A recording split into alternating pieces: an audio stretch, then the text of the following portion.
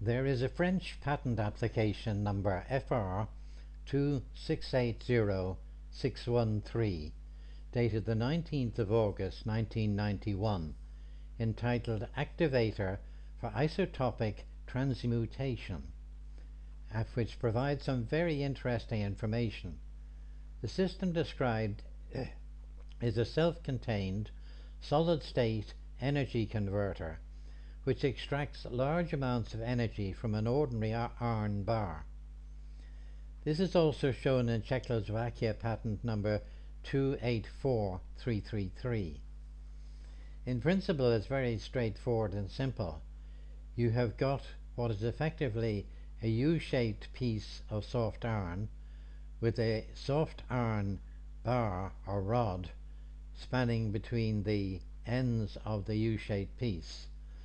There are then three coils wound on it, cunningly designated coil 1, coil 2 and coil 3. That's what it looks like in a side view.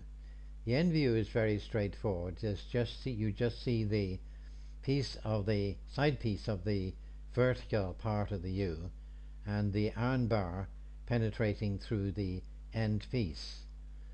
From the top view, the thing is pretty much the same.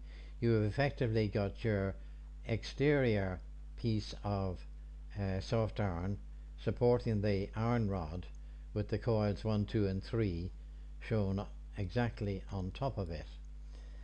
The inventors, Mayer and Mace, described the technique as an isotopic transmutation effect, as it converts ordinary isotope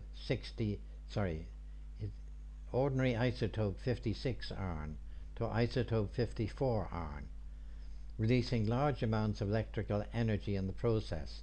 This excess energy can, they say, be used to drive inverters, motors or generators.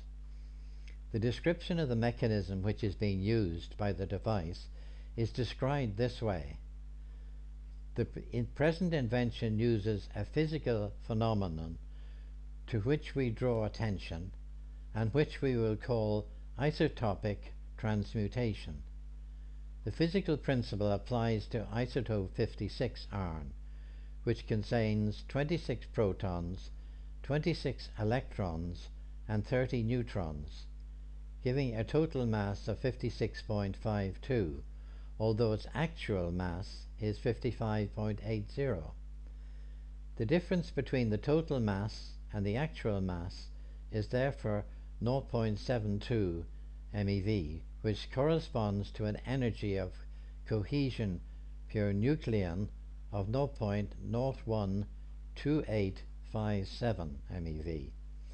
So if one introduces an additional 105 eV of energy to the iron core isotope 56, that core isotope will have a cohesion energy level of 0.012962 MeV per nucleon, corresponding to iron isotope 54.